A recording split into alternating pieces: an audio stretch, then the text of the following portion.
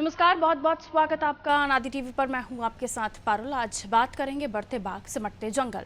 आज अंतर्राष्ट्रीय बाघ दिवस है, दुनिया भर में बाघों के संरक्षण का दिवस। आज के दिन दुनिया बाघों के प्राकृतिक आवास और संवर्धन पर चिंता करती है। मध्य प्रदेश में भी अंतर्राष्ट्रीय बाघ दिवस जोर शोर से मनाया जा रहा है। बाघों की सबसे ज्यादा संख्या मध्य प्रदेश में है, इसलिए मध्य प्रदेश को टाइगर स्टेट होने का गौरव प्राप्त है। लेकिन इस गौरव के साथ साथ कुछ दुख भरी कहानियां भी जुड़ी हैं। प्रदेश में एक तरफ तो बाघों की संख्या बढ़ रही है, दूसरी तरफ जंगल सिमट रही हैं। बाघ तो बस्ती में नहीं आ रहे, लेकिन बस्तियां बाघ के घरों में यानी जंगलों में पहुंच रही हैं। जहां कभी बाघों का बसेरा था, वहां अब इंसानों की बस्तियां हैं।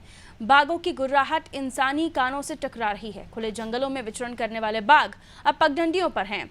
लड़ झगड़ कर बाघों ने समझौता कर लिया है। वो चिड़ियाघर के बाघों की तरह मिलकर रह रहे हैं।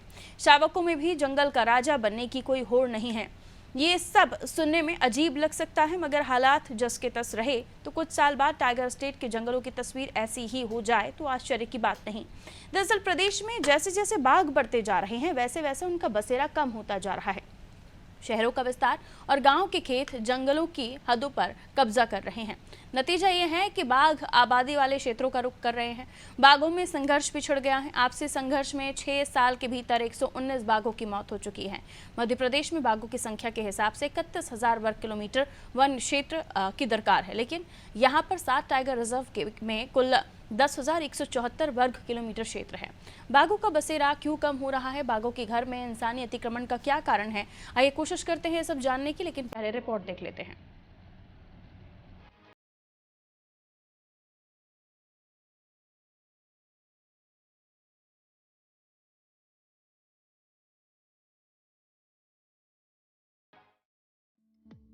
आज पूरी दुनिया में अंतर्राष्ट्रीय बाघ दिवस मनाया जा रहा है। हर साल 29 जुलाई को यह दिन खास तौर पर बाघों की लगातार कम होती आबादी पर नियंत्रण करने के लिए मनाया जाता है। विश्व टाइगर दिवस पर हमारे लिए एक तरफ खुशखबरियों की बहार है तो दूसरी चिंता भी भरपूर है। खुशी इस बात की है कि मध्य प्रदेश का सौभाग्य है कि यहाँ पहली बार बाघों की संख्या 700 पार पहुँचने जा रही है। यह एक बार फिर टाइगर स्टेट बनने जा रहा है। पिछली बार की गणना में मध्य प्रदेश में बाघों की आबादी 526 थी, जो आने वाले वर्षों में 1000 के करीब भी पहुंच सकती है। Wild life institute of India का कहना है कि मध्य प्रदेश के बाद दूसरे स्थान पर उत्तराखंड आ सकता है। वहां बाघों की संख्या 500 तक पहुंच सकती है। मध्य प्रदेश के बांधवगढ़ और कान्हा सर्वाधिक बाघों वाले टाइगर रिजर्व में पहले और दूसरे स्थान पर आ सकते हैं। बता दें कि अप्रैल में प्रधानमंत्री नरेंद्र मोदी ने लैंडस्केप वाइज टाइगर सेंसस के आंकड़े जारी किए थे। तब सिर्फ टाइगर रिजर्व में कैमरा ट्रैप के आधार पर देश भर में टाइगर की न्यूनतम संख्या 3,167 जारी की गई थी। बता दें कि अप्रैल में प्रधानमंत्री नरेंद्र मोदी ने लैंडस्केप वाइज टाइगर सेंसस के आंकड़े जारी किए थे। तब सिर्फ टाइगर रिजर्व में कैमरा ट्रैप के आधार पर देश भर में टाइगर की न्यूनतम संख्या 3,167 जारी की गई थी। अब इसमें बाहर के खुले जंगल के आंकड़ों को भी शामिल किया गया है। वाइल्ड लाइफ विशेषज्ञों का कहना है कि इस बार 700 से अधिक बाघों की संख्या की उम्मीद है। इसकी वजह 1.5 साल से अधिक उम्र के शावकों को शामिल करना और कैमरा ट्रैप की संख्या बढ़ाना रही है। लेकिन इन सारे उपायों से ज्यादा जरूरी है बाघों की बढ़ती संख्या के अनुरूप जंगल का क्षेत्रफल बढ़ाना। मध्य प्रदेश में ही वर्ष 2030 तक 3 नेशनल पार्क और 11 सेंचुरी बनानी होगी।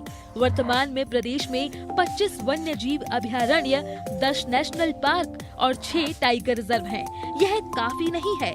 बीते 6 वर्षों में 130 बाघ मारे जा चुके हैं। इनमें से कुछ को बचाया जा सकता था, क्योंकि 30 के करीब बाघ टेरिटरी फाइट में मारे गए हैं। आज बाघों की बढ़ती संख्या पर जश्न मनाने का दिवस है, लेकिन साथ ही साथ बाघों के आवास पर चिंतन का दिवस भी है।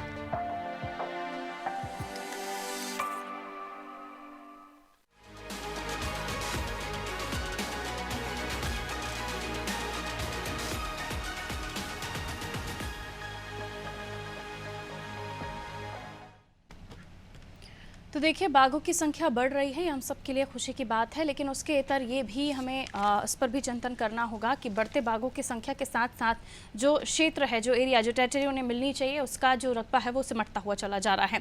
और इसलिए ये कहा जा रहा है कि बाघ तो बढ़ रहे हैं, लेकिन उनकी रहने के लिए क्या पर्याप्त जगह उन्हें मिल पा रही है, जबकि तमाम प्रयास उनकी तमाम चीज़ों के लिए जो ज़रूरतें हैं उसके हिसाब से किए जाते रहे हैं, लेकिन उसके इतर हर साल देखें तो बाघों की मृत्यु भी हो रही है। हालांकि बाघों ने समझौता कर लिया है कि उन्हें उनके क्षेत्र में जो इंसान है, यानी इंसानी बस्तियां हैं, वो भी बस रही हैं, वो दूसरे क्षेत्रों में जा रहे हैं जहां पर इंसान रहते हैं, जबकि पहले वो उन्हीं का ही घर यानी जंगल हुआ करता था।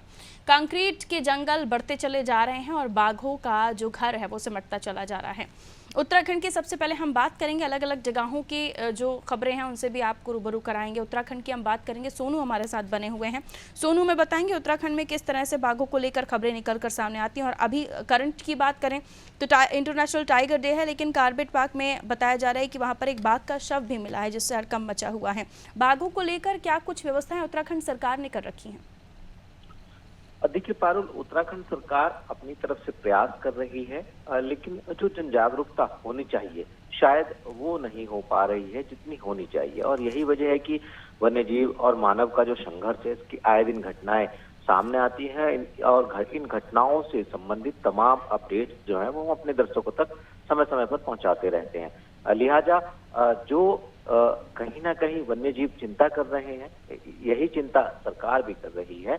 और ये एक चिंता वाजिब भी है कि आने वाले समय में इनके जो आवास की व्यवस्था है, इस चुनौती को कैसे पार पाया जा सकता है, क्योंकि कोशिश तो की जा रही है लेकिन उतनी सफल नहीं हो पा रही है।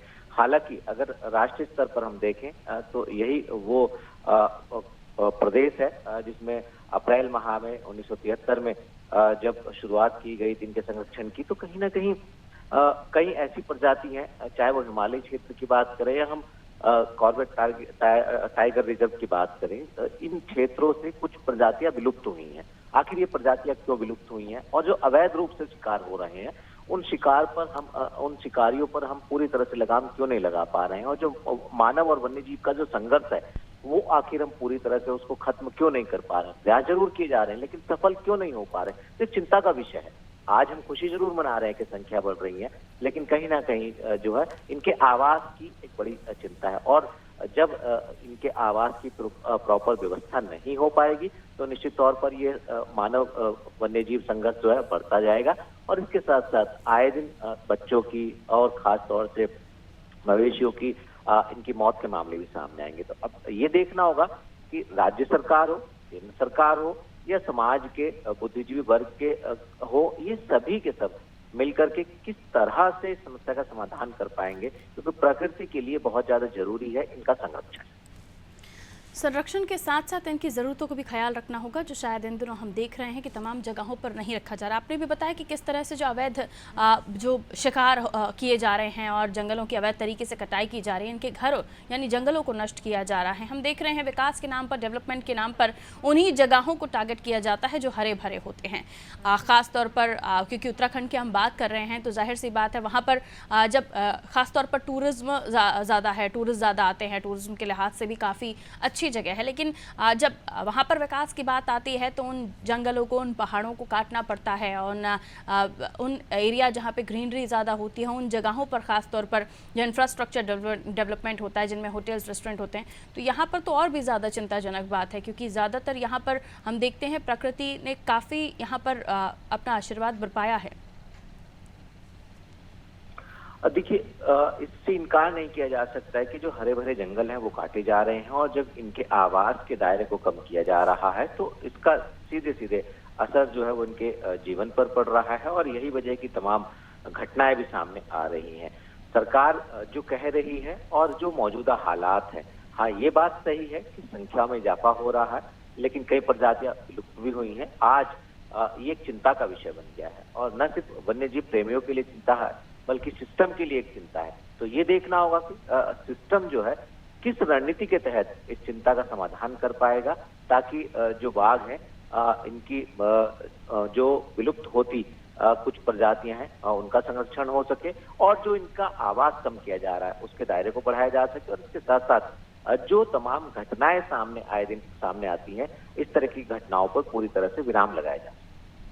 बिल्कुल, बहुत शुक्रिया सोनू जानकारी देने के लिए। तो तमाम तरह की घटनाएं सामने आती हैं, आप जानते हैं, कई बार शिकार होना, कई बार टेरिटरी फाइट बाघों की सामने आती है, आपस में अपने एरियाज़ को लेकर ये झगड़ा करते हैं। हालांकि कई जगहों पर उन्होंने एडजस्ट भी कर लिया है। जो शावक हैं उनमें भी कोई लड़ाई नहीं होती है। देखिए, जो ये टाइगर्स हैं, इनका अलग तरह का नेचर होता है। ऐसे जो वन विशेषज्ञ हैं या वाइल्ड लाइफ से जुड़े हुए लोग हैं, ये बेहतर तरीके से समझते हैं। लेकिन इन्हें ज़रूरत होती है एक खुद की टेरिटरी की, खुद की जगह की, जिसमें ये विचरण कर सकें, अपना कुनबा बना सके। बाघिन का होना वहाँ पर आवश्यक होता है, और जब बाघिन शावक देती है तो वो अपने साथ उस एरिया से शिफ्ट होने की कोशिश करती है। तो कई तरह की चीज़ें हैं जिसको ध्यान में रखते हुए ही ये तमाम व्यवस्थाओं को करना होगा, वरना अंतर्राष्ट्रीय टाइगर डे यानी अंतर्राष्ट्रीय बाघ दिवस तो हम मना रहे हैं, लेकिन उसके इतर क्या प्रयास हो रहे हैं टाइगर्स को संरक्षित करने के लिए, क्योंकि एक के बाद एक जो मौतें हो रही हैं वो चिंताजनक हैं। पहली बार जब बाघों की संख्या हुई थी तो 700 के पार पहुंच जा रही है। जो संख्या सामने आई है, मध्य प्रदेश का ये सौभाग्य है कि पहली बार बाघों की संख्या 700 के पार पहुंचने जा रही है। और पिछली बार की गणना में मध्य प्रदेश में बाघों की आबादी 526 थी, ये बहुत अच्छी बात है। वहीं आने वाले वर्षों में 1000 के करीब ये संख्या पहुंच भी सकती है, कोई बड़ी बात नहीं है। Wild life institute of India ये बताते हैं कि मध्य प्रदेश के बाद दूसरा स्थान उत्तराखंड का है, जहां पर बाघ बड़े हैं, और बाघों की संख्या 500 तक उत्तराखंड में भी पहुंच सकती है। बांधवगढ़ हो, मध्य प्रदेश का कान्हा हो, यहाँ सर्वाधिक बाघों के लिए टाइगर रिजर्व हैं, और पहले और दूसरे स्थान पर ये आ भी सकते हैं। तो बाघों की कमी नहीं है, लेकिन बाघों को संरक्षित करने के लिए कितने प्रयास हैं, और फिलहाल जो प्रयास हैं वो नाकाफ़ी हैं। जो हमारे साथ एक्सपर्ट जुड़ते हैं वो भी बताते हैं कि वाइल्ड लाइफ को बचाने के लिए या बाघों को बचाने के लिए जो एक्सपर्ट होने चाहिए डिपार्टमेंट में, उनकी फ़ौज उतनी नहीं है। जो फॉरेस्ट ऑफिसर्स हैं, जो फील्ड ऑफिसर्स हैं, वो उतने सक्षम नहीं हैं कि वाइल्ड लाइफ को समझ सके, क्योंकि उनकी नियुक्तियाँ उस आधार पर ही नहीं हुई। बहरहाल और भी चीज़ों को समझने की हम कोशिश करते हैं। विवेक हमारे साथ भोपाल से जुड़े हुए हैं। हम अभी बता ही रहे थे कि अभी जब गणना की बात आ रही थी तो ये संख्या 700 के करीब पहुंच सकती है। पिछली बार 526 थी, हम सबसे आगे रहे। मध्य प्रदेश को टाइगर स्टेट का तमगा हासिल हुआ, लेकिन जिस तरह से टाइगर को संरक्षित रखने की बात आती है, हमने समय समय पर इस पर चर्चा की है, और कई बार इस चर्चा के बाद भी उसका हल नहीं निकला, क्योंकि शायद इस ओर न वन मंत्री का ध्यान है और ना ही सरकार का, कि टाइगर स्टेट तो हम हैं और इसके लिए हमें देश में हमें उस स्टेट के हिसाब से भी जाना जाता है, लेकिन उसके इतर क्या हम वो प्रयास कर रहे हैं जिसकी वजह से हम टाइगर स्टेट बने हैं? बिल्कुल, मध्य प्रदेश की जो स्थिति है टाइगर स्टेट को लेकर, वो इस साल भी बरकरार रह सकती है, लेकिन अभी फिलहाल आंकड़े जारी नहीं हुए हैं। लेकिन वन विभाग का दावा है कि मध्य प्रदेश में बाघों की संख्या 700 से पार हो सकती है। पिछली बार जब जनगणना हुई थी, बाघों की गणना हुई थी, तब 526 बाघ मध्य प्रदेश में मौजूद थे, और इसके लिए उनके बाकायदा साक्ष्य प्रस्तुत भी किए गए थे। लेकिन अभी फिलहाल रिपोर्ट जारी नहीं हुई है, और ये माना जा रहा है कि इस बार बाघों की संख्या में बढ़ोतरी हो सकती है, लेकिन ये क्लैरिफिकेशन रिपोर्ट जारी होने के बाद ही होगा। लेकिन जिस तरीके से मध्य प्रदेश में बाघों की मौत के मामले सामने आते हैं, उससे स्पष्ट है कि बाघ असुरक्षित है। पिछले दिनों ये देखने के लिए मिला STR सतपुड़ा टाइगर रिजर्व में कि बाघ का सिर काट के ले गए। पहले तक ये देखने के लिए आता था कि बाघ के पंजे काट लिए जाते थे, लेकिन अब पूरा का पूरा धड़ ही काट के ले गए। सबसे बड़ी चुनौती फॉरेस्ट के सामने भी है कि किस तरीके से बाघों का संरक्षण किया जाए, उन्हें सुरक्षित किया जाए। लेकिन सबसे बड़ा सवाल ये है कि क्या वन विभाग का अमला इतना मुस्तैद है कि बाघों की जो केसेस सामने आ रहे हैं, बाघों के जो शिकार के मामले आ रहे हैं, उनको किस तरीके से रोका जाए। क्योंकि STR की पिछले दिनों की जब घटना हुई थी, उस वक्त सवाल उठे थे फील्ड ऑफिसर पर, और बाकायदा वन मंत्री ने संज्ञान लिया था, लेकिन इसके बाद भी कोई भी फील्ड डायरेक्टर या फॉरेस्ट के किसी कर्मचारी पर कोई गाज नहीं गिरी। ये एक सबसे बड़ा फेल्यूर भी माना जाएगा कि किस तरीके से ये शिकार के मामले लगातार बढ़ रहे हैं, और न सिर्फ अफसरों की मौजूदगी बल्कि कर्मचारियों की मुस्तैदी पर भी सवाल उठते हैं। क्योंकि जब शिकार होता है उस वक्त ये देखा जाता है कि शिकारी कहाँ है, लेकिन शिकार क्यों हुआ, आखिर किसकी जिम्मेदारी थी, ड्यूटी कहाँ पे थी, बीट प्रभारी कौन था, ये एक बड़ा सवाल है, और इस सवाल को फॉरेस्ट के अफसर ही जान सकते हैं, बेहतर बता सकते हैं। लेकिन इस ओर अफसरों का ध्यान नहीं जाता। एक दूसरे पे आरोप लगाने के साथ साथ किसी की जिम्मेदारी तय नहीं होती कि आखिर बाघ की मौत का कारण या जिम्मेदार कौन है। ये एक सबसे बड़ा सवाल भी है और चुनौती भी मध्य प्रदेश में बाघों को लेकर है। बहरहाल भोपाल एक ऐसा शहर है जहां बाघ की संख्या में लगातार बढ़ोतरी हुई है और मध्य प्रदेश के 3 बड़े ऐसे नेशनल पार्क है जहां सबसे ज्यादा बाघ है। पन्ना टाइगर रिजर्व है, कान्हा नेशनल पार्क है, इसके अलावा सतपुड़ा भी है, बांधवगढ़ भी है। लेकिन सवाल इस बात का है कि जो कोर एरियाज में बाघ है वो सुरक्षित है, लेकिन जब बफर जोन में जाते हैं तो बाघों का शिकार या टेरिटोरियल फाइट की सबसे ज्यादा मामले सामने आए हैं और इसी चुनौती से वन विभाग भी इन दिनों जूझ रहा है।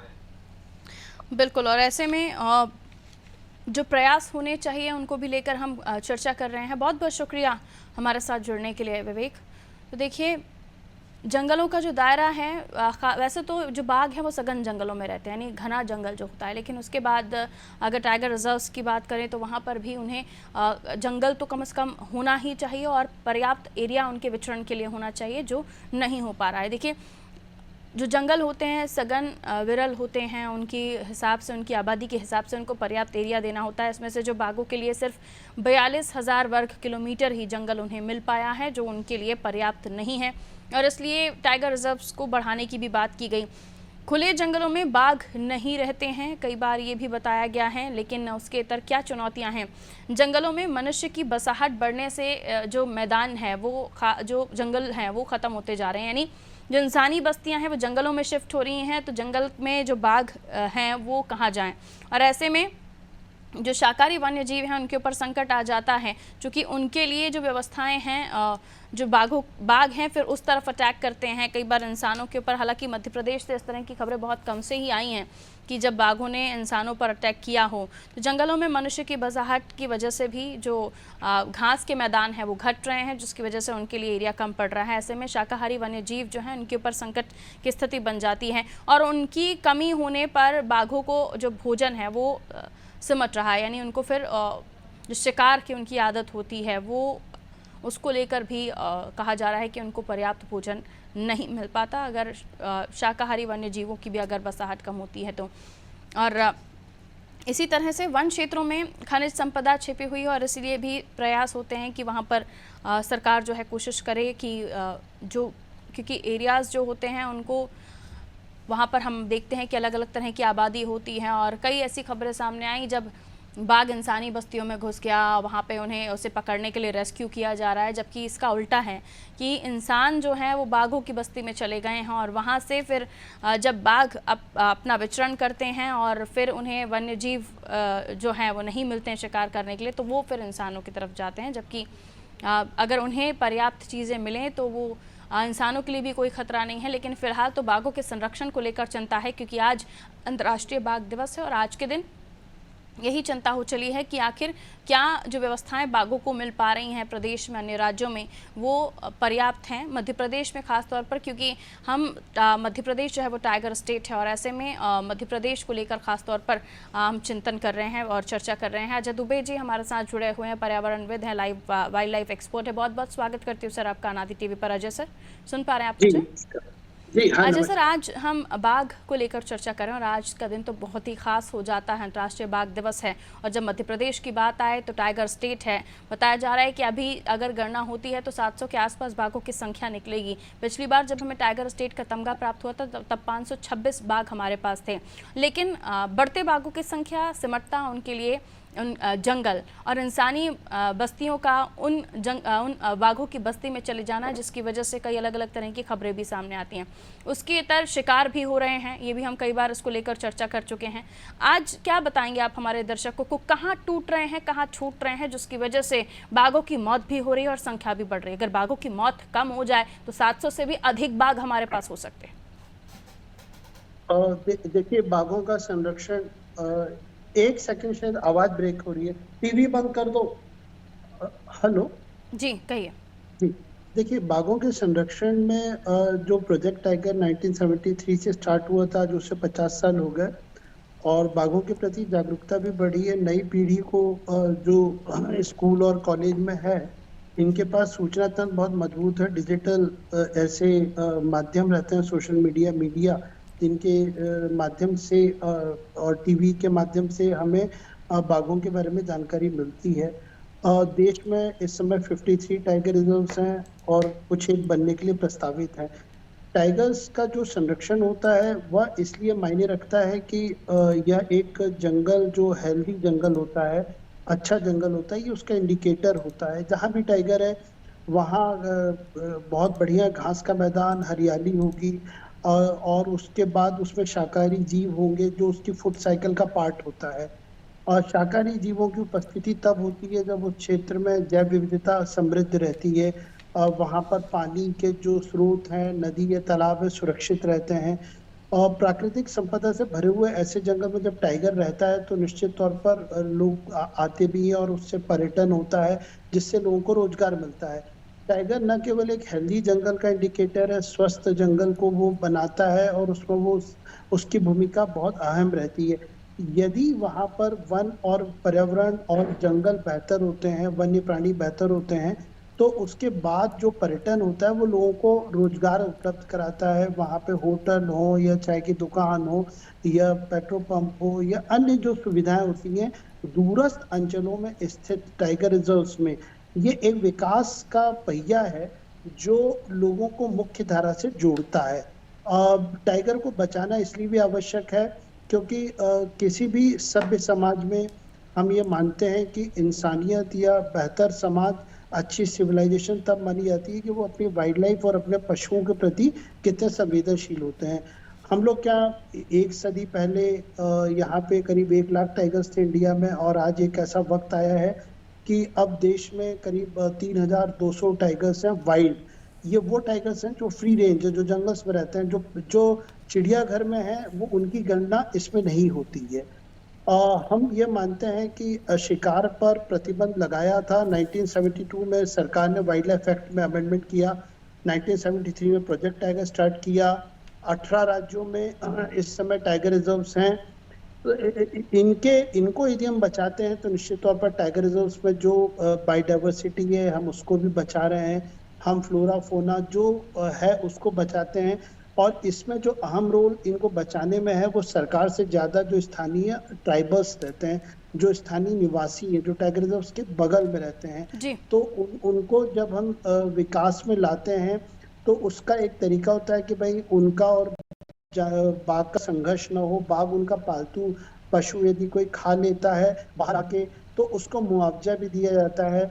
और जो टाइगर रिजर्व्स के अंदर जो ग्रामीण जो गांव थे उनको विस्थापित करके बाहर लाया गया है। तो टाइगर पर्यावरण के साथ आर्थिक प्रगति में भूमिका अदा करता है। बहुत शुक्रिया सर हमारे साथ जुड़ने के लिए। अजय दुबे जी हमारे साथ जुड़े हुए थे, पर्यावरणविद। उन्होंने बताया कि किस तरह से जो टाइगर्स हैं उनके लिए जो एरिया है वो सिमट रहा है, उसके लिए एरिया को भी बढ़ाने की आवश्यकता है।